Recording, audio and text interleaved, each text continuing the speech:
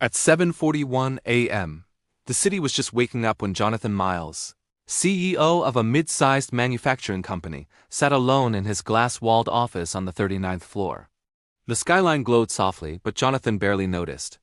His eyes were fixed on a single email marked Scheduled Transfer. 8 o'clock a.m. In 19 minutes, every remaining dollar his company had would leave its account.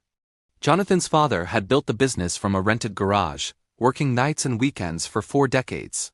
Now at 55, Jonathan was moments away from watching it disappear. 300 employees depended on him. 300 families. He hadn't slept in days.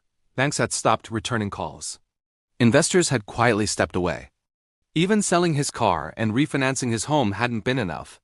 Before making the final call, Jonathan needed coffee. He rode the elevator down and stepped into the small cafe in the lobby. It was nearly empty, just a few early workers staring into laptops. Behind the counter stood a young cashier named Nora Alvarez. She had worked there for over a year, yet most customers barely noticed her.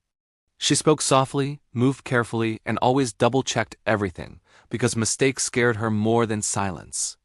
"Black coffee, please," Jonathan said, placing his company card on the counter. Nora swiped it. Then she stopped. Her eyebrows knit together. She looked at the screen, then the receipt, then back at the screen again. Her hand hovered over the confirmation button. Sir," she said quietly, her voice trembling. "This amount looks wrong." Jonathan blinked. "Wrong how?" "It's charging $9,260, she said, turning the screen toward him.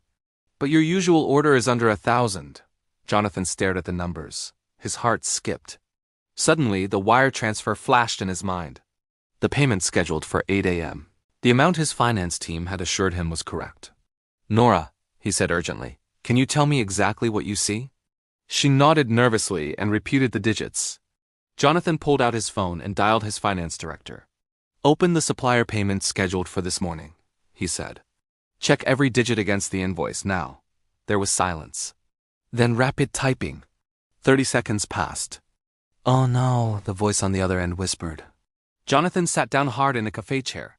If that transfer went through, the company would be finished. "Stop it," he said. "Freeze everything, right now." When he hung up, tears filled his eyes. Nora stood frozen, convinced she had done something wrong. "You didn't," Jonathan said, his voice breaking. "You just saved my company."